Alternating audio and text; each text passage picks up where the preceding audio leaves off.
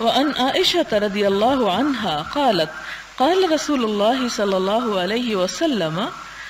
الذي يقرأ القرآن وهو ماهر به مع السفرة الكرام البررة والذي يقرأ القرآن ويتتعتع فيه وهو عليه شاق له أجران متفق علیہ۔ حضرت عائشہ صدیقہ رضی اللہ تعالی عنہا سے مروی ہے، فرماتی ہیں کہ حضور صلی اللہ علیہ وسلم نے فرمایا، جو قرآن حکیم پڑھتا ہے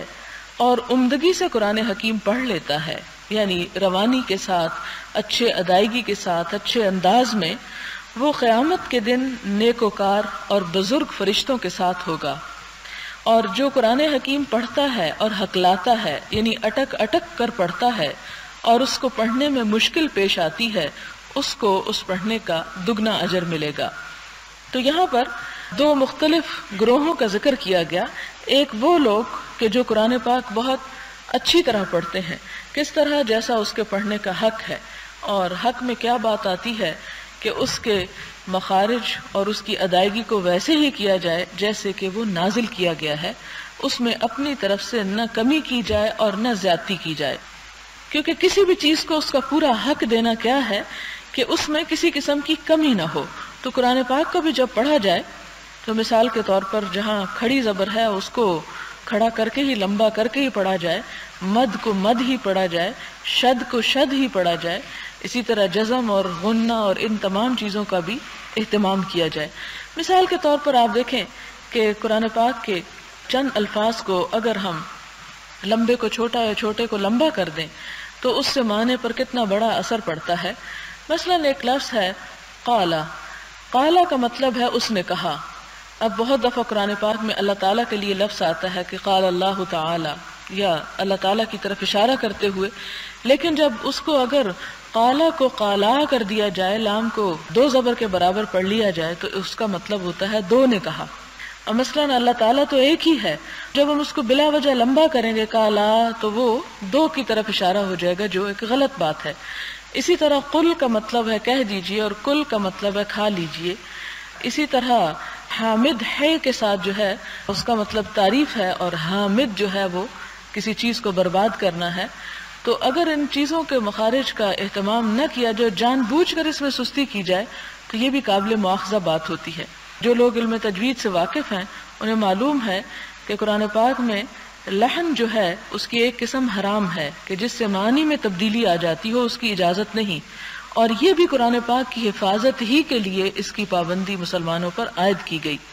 اور اس میں آپ دیکھتے ہیں کہ بعض اوقات اس طرح کے الفاظ میں انسان غلطی کر جاتا ہے، جیسے منذر کا مطلب ہے ڈرانے والا، اور عموماً یہ پیغمبروں کے لیے لفظ استعمال ہوا، اور منذر کا مطلب ہے جس کو ڈرایا گیا، اور یہ ان کی قوموں کے لیے استعمال ہوا جن پر طرح طرح کے عذاب آئے۔ اب اگر ایک انسان منذر کو منذر پڑھ رہا ہے تو یہ لحن جو ہے یا اس کو اس طرح تبدیل کر دینا جو ہے یہ حرام کی کیٹیگری میں آتا ہے۔ عموماً لوگ کہتے ہیں کہ جی اتنا ریجڈ نہیں ہونا چاہیے اور چھوٹی چھوٹی باتیں اتنی نوٹس نہیں کرنی چاہیے۔ تو بات یہ ہے کہ اپنے دنیا کے معاملات میں تو ہم ان باتوں کو اور چھوٹی چھوٹی چیزوں کو اس کے بارے میں بہت کیئرفل ہوتے ہیں۔ اپنے لباس میں ہم چھوٹا سا داغ دھبا برداشت نہیں کر سکتے، اپنے رہن سہن میں کوئی چھوٹی موٹی کمی بیشی نہیں کر سکتے، لیکن قرآن ہی کے معاملے میں یہ زیادتی کیوں، اور اسی کو اتنا آسانی سے کیوں لے لیا جاتا ہے؟ تو اس کا اہتمام جو ہے اپنی طور پر کوشش کرنا ضروری ہے۔ ہاں اگر انسان کوشش کے باوجود نہ کر سکے تو پھر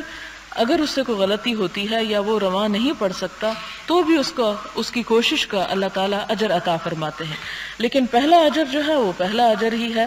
اور وہ کیا ہے کہ قیامت کے دن نیکوکار اور بزرگ فرشتوں کے ساتھ ہوگا، یعنی الملأ الاعلیٰ کہا گیا قرآن پاک میں ایک جگہ پر کہ بلند سردار، یعنی اللہ تعالیٰ کے وہ چنے ہوئے فرشتے کہ جو انتہائی اس کے قریب مخلوق ہیں، تو ایسے لوگوں کو ان کے ساتھ مقام ملے گا۔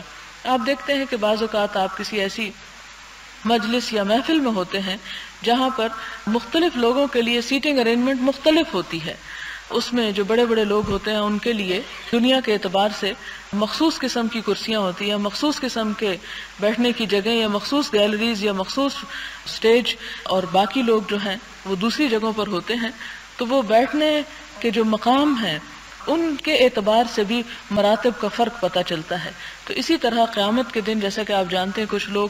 موتیوں کے ممبروں پر ہوں گے، عرش الہی کے سائے تلے ہوں گے، اور کچھ لوگ جو ہیں وہ اللہ تعالیٰ کے بہت قریب ہوں گے، اور کچھ لوگ اسی طرح بزرگ فرشتوں کے ساتھ ان کی مجلس ہوگی کہ جہاں ان کو بہت بلند اعلیٰ مقام دیا جائے گا۔ ایسے لوگوں کو حشر کے میدان میں بلند ترین مقامات پہ بٹھایا جائے گا، اور یہ وہ لوگ ہوں گے جو قرآن پاک کو بہترین طریقے سے پڑھنے والے ہوں گے۔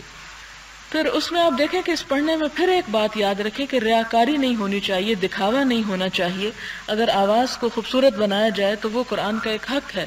جیسا کہ آپ جانتے ہیں کہ من لم یتغنى بالقرآن فلیس منا، جو قرآن میں غنا پیدا نہیں کرتا وہ ہم میں سے نہیں۔ حضور صلی اللہ علیہ وسلم نے یہ بھی فرمایا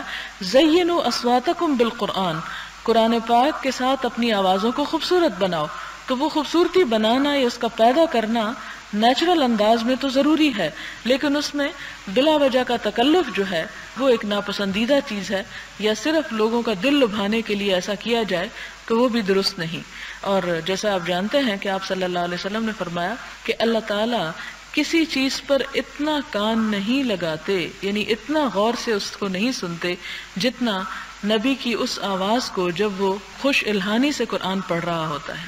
یعنی وہ آواز کائنات کی آوازوں میں سب سے زیادہ اللہ تعالیٰ کو پسندیدہ ہے۔